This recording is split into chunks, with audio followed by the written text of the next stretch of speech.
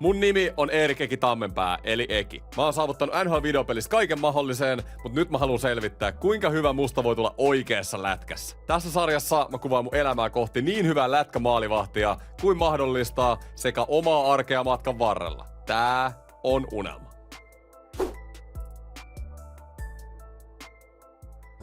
Avaa. Mitä tapahtuu? Mitä?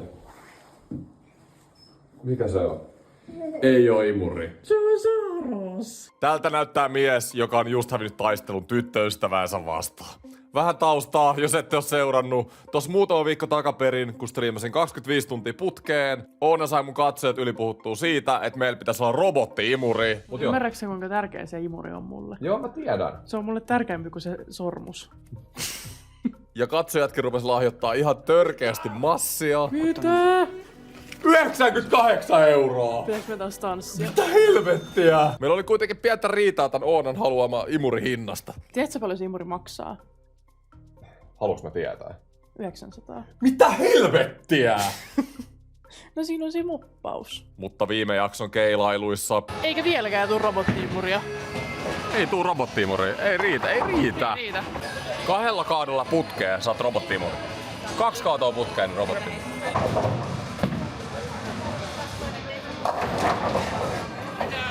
Yksi, niin se on robotti-imuri. Vittu, Saros on täällä. Jaha, Nyt on imuri pano. kaadolla robotti-imuri.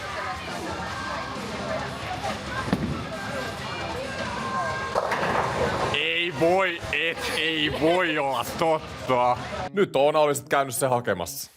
Oona olisit mennyt tekemään se. Mennään avaa se sitten. Mennään avaa se.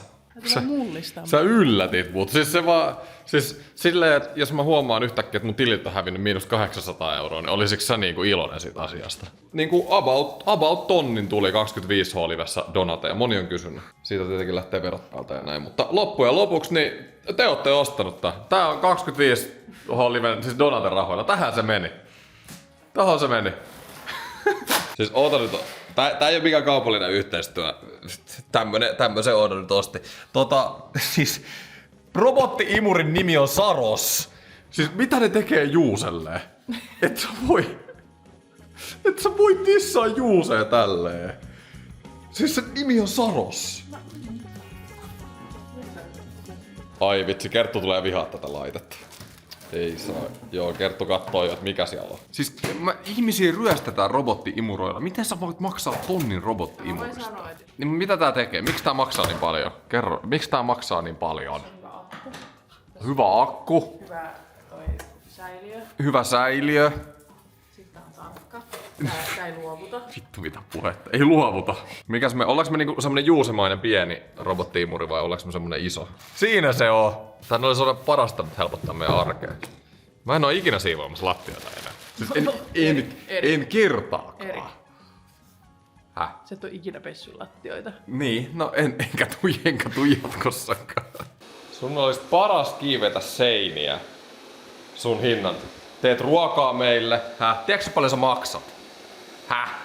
Häh? Se on upee. Tiedätkö paljon sä maksat? Rupee kokkaa, siivo. Sitä pitäisi olla oikeesti joku Spider-Man tyyli. Onko sulla mitään kommenttia? Mä oon niin onnellinen. Oi helvetti. Oot sä miettinyt, että joku päivä jos Kerttu paskoo, vaikka sisälle. Oon miettinyt aika monta kertaa. Niin. Noniin, mä oon täällä Espoo Jyppi-matsissa.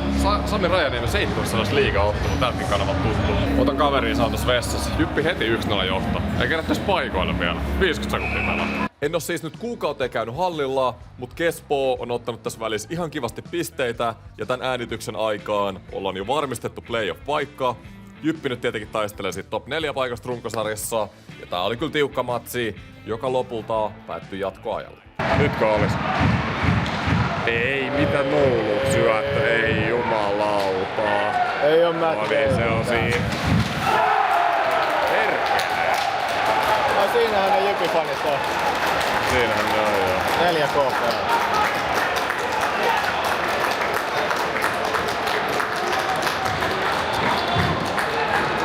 Espoolaiset ei tyytyväisiä. Oona tuli häiritsemään mun töitä. Näytä nyt mitä sä näytit mulle äsken. Siellä se Saros väistelee tennispalloja. live-kuvaa. Tai kun on robottiipuri mainostaa video oikein. Joo, robot teki ison virheen, kun ei lähtenyt yhteistyöhön. Sitten voi myös etsiä kadonneen lemmikin. Kokeillaanko? Mikä toi risteily on? En mä uskalla kokeilla sitä. Mikä? Mennään nyt. Tuossa lukee risteily. Testataanko? Jengi näkee. Noin. Mikä risteilypisteet? Onko se niinku crossing points? Joo, en tiedä. Semmoisen hommas. Ajattelet silleen, että lähden risselle, niin imuri tietää pitää kotikylää täällä. Saros pitää lankisen kaveri. Tuli just kiekkoja kumppanialta. Tänään on hikinen päivä. Nyt mä oon seuraavaksi myös puita HC jäällä, joka alkaa 4 tunnin päästä. Että mä oon koko viikolla ollut jäällä. Mä oon vaan editoinut. Ihan hirveästi kädennyt oikein muuta tekee. Niin nyt otetaan sitten päivään niin viikon jäät vähän niinku. Mennään suoraan asiaan, eli puita HC-treeneihin. Ensinnäkin mä olin kuvannut ton Kespoon kumppanijään plexikamerasta ja se oli sammunut heti siellä, niin siitä ei oo matskua. Näillä jäillä oli GoPro päässä. Puita HC on siis Ville Gallen ja Siim Liivikin perustama tällainen 5 lätkän joukkue. Moni on varmasti tietoinenkin, jos somea seurailette. Täällä oli aika laidasta laitaan taso, eli täällä oli niinku parhaimman tasoisia pelaajia, ketä vastaan mä oon ehkä ikinä pelannut, ja sit joitain pelaajia, jotka on pelannut vähän vähemmän. Pelattiin tällaisia minipelejä ja aina 3 maalilla voitti, ja tää oli ihan törkeän haastava jää itelle. Tuntui, että ei saanut oikein mitään kiinni, mutta samaan aikaan ei täällä kyllä puolustettukaan. Joka tapauksessa kaikki luulot, mitä mulla saattoi olla oman pelin tasosta, niin hävisi kyllä näillä jäillä. Tuntui, että porukka laittoi ihan jäätävällä prosentilla paikoista sisään, ja vaikka mulla oli joitain hyviäkin torjuntoja, niin kyllä haastavalta tuntui yleisesti. Niin sä laitat siihen. Hyvä, että sai jonkun kiinni. Vittu! Saatana. Miten vittu toi menee sisään?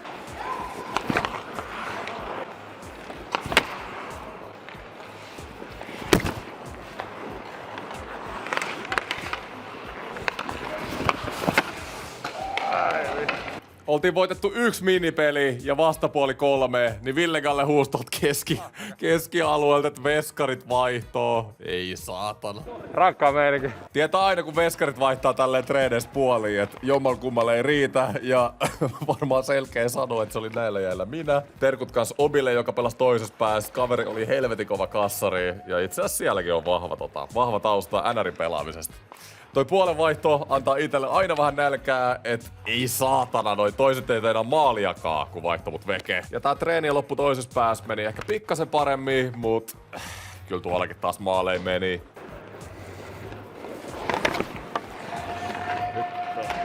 Ja onhan näistä suuri osa siis helvetin vaikeita tilanteita. Niin en mä nyt ihan liikaa halua ruoskia itteeni, mutta samaan aikaan näissä 3 maalin minipeleissä mun puolen jengi voitti 1 matsin ja hävisi 5, joka kertoo, että näillä jäillä en pelannut tarvittavalla tasolla.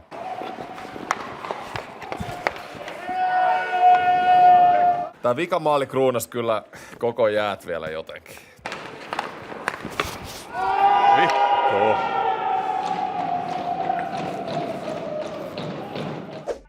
Soner tarjoaa yrittäjille ja yrityksille tai ihan kelle vaan avaimet käteen ratkaisuverkkoon. Saat kotisivut, sähköpostit, domainit, virtuaalipalvelimet, kokonaiset webhotellit, kaikki samasta paikasta ilman ylimääräistä säätöä. Koodilla EKI75 saat 75% alennuksen tällä hetkellä domaineista. Tutustu palveluihin Sonerin sivulla.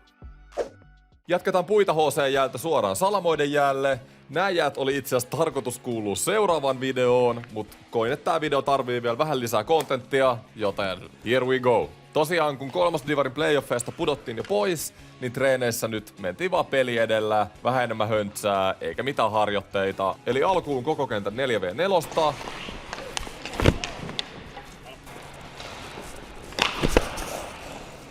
Niin kuin sanoin, aika höntsävauhti yleisesti, mutta ei se veskarin tekemistä nyt ihan kauheasti muuta tuolla. Samalla lailla tilanteita pitää lukea ja ne kiekat pitää jäädä. Ja kyllähän 3. divarin tasossa on vielä isohko kontrasti tonne, millä tasolla puita HC-jäillä pitää suorittaa. En tiedä johtuiko siitä vai mistä, mutta kesti siis puoli tuntia näillä jäillä, että päästin maaliin. Vittu. Ei tullut nalle. Tää oli muuten hyvä. 2-1. Pysyn aika hyvin messissä, mut veto tolppaa ja perseliima. Näillä jäillä mä otin yhteen juttuun ihan selkeän fokukseen. Kädet pysyis enemmän edessä, eikä putois, kun menen jäähän, mistä mä oon paljon puhunut. Ja tässä oli hyvä esimerkki. Tosta keskeltä on lähes veto. Ja tässä mä tykkään ensinnäkin, miten alhaalla mun peliasento on ja kuinka hyvin mun kädet peittää. Ja noihän jää. Kun toisen puolen pelaajilta rupeaa kuulua kirosanoi, tietää aina, että tekee jotain oikein. Mut sit siirryttiin loppujääks pienpeleihin. Vittu. Mitäköhän mä mietin tässä? Rällä on esillä, mutta se on peittämässä sivuverkkoa. Joo. Mut joo, teillekin tiedoksi, että mua kysyttiin Salamoista jatkamaan ensi kaudeksi ja sanottiin, että enemmän rooli olisi tarjolla ja ensi kauden selkeä tavoite on kakkosdivarin nousussa, joka oli kiva kuulla. Tällä hetkellä pidän pysymistä täällä todennäköisimpänä. Hyvä porukka kuitenkin kasassa ja tääkin kausi näytti, että kolmosdivarin kärkeä ollaan. Runkosarja 2, vaikka playoffeissa kävikin ikävästi. Kirkkonummella olisi todennäköisesti vielä parempi ja nälkäisempi nippu ensi kaudella kasassa. Tonne hallille vaan kestää hetki mun nykyisestä asunpaikasta liikkua. Mut palataan näihin jengikuvioihin, kun nämä alasarjojen kaudet on ohi. Ennen jäiden viimeistä minuuttia kaikki meni lähes nappiin näiltä jäiltä, mut käytännössä pienpelin vikat 4 tilannetta. Vittu.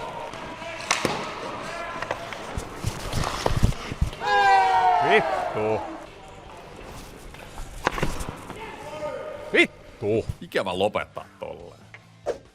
Come on. Formulakaus alkanut. Te tiedätte aina kenen jälkäs mä oon näissä hommissa. Oi. Heittäkää nopeasti hei. Eka aika jo sessio nyt. Niin heittäkää teidän mestarisuosikki formuloihin. 2026. Koska Ferrarin vuosi? Siis Ferrari on nopea. Mä toivon. Vihdoinkin. Hamilton. Mä toivon, että se voittaa 8, kun se lopettaa. Siinä on mun kommentit. Siis mitä toi Mersu on tehnyt? Sekunnin edellä muita. No niin. Just joo. Ei motivaatio. Ei olekaan Ferrarin vuosi. Jos formulat kiinnostaa enemmän, niin mä tein tommosen ihan pienen kausiennakon tonne Ekipelaa-kanavalle, samalla kun mä kävin ajaa vähän formulaa. Muutenkin tuolta kanavalta näette mun kaikkien peliliveen koosteet, sekä jos mä haluan tehdä muista peleistä kuin NRistä kontenttia, niin kaikki menee tonne kanavalle. Viikonloppuna meillä kävi paljon vieraita, ja tässä söpöin niistä. Anna sen nyt kertoa rauhassa. Ai että kun säkin oot kyllä pikkunen. Mä haluaisin kyllä Kertullekin kaverin, mutta se saattaa olla vähän haastavaa. Otetaan tämmönen autenttinen videon lopetus täältä sängystä. Mä menin vaan kamera esiin. Onna kävi just suihkussa. Täällä koiralla on asiat aika hyvin. Mut joo, tää on nyt lyhyempi video. Mun meni torstai tällä viikolla käytännössä täysin editoidessa. Sitten perjantaina oli tosiaan jääpäivä, 2 jäät. Ja nyt meillä oli koko viikonloppu käytännössä vieraita. En kauheasti kuvannut. Tämmönen viikko tällä kertaa, mutta ensi viikolla mä mennä Saksaan. Siitä sitten lisää ensi jaksossa, iso viikko tulossa. Ja hei, mä lupasin viime jaksossa sanoa teille, miten NHC on mennyt. Viimeinen peli, NHC voitti, päästiin playoffeihin. Jotain mitalipelejä näette tältä vuodelta. Nyt tulee korjaus, nimittäin on tapahtunut todellinen katastrofi. NHC, niin kuin näette, meillä on 9 voittoa, mutta miksi meillä on vaan 15 pistettä? No, viimeinen runkosarjapeli, voitolla varmistettaisiin pudotuspelipaikka. Varmaan tasurikin riittäisi, mä en siis ollut tässä pelaamassa. Niin me johdetaan 4-2 ja ajassa 42-02 ulos ajo.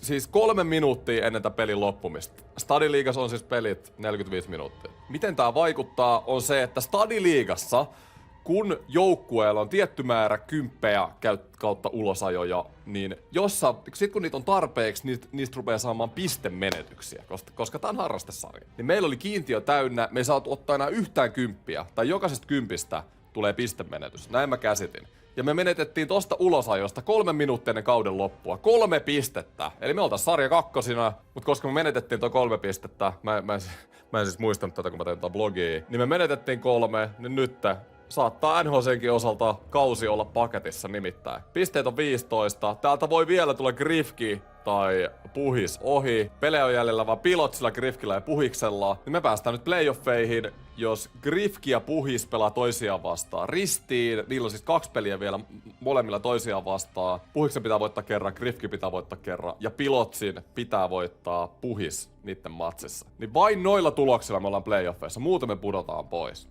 farssi. Toivotaan nyt, että meillä kävisi vähän tuuria, päästäis vielä pelaa jatkopelejä. Muuten mun sarjapelit tältä kaudelta on ohi. Mutta ei mitään, hei. Toivottavasti tykkäsitte videosta. Kiitos kun katsoitte ja spesiaali kiitos kanavan jäsenille. Kiitti ja mörö!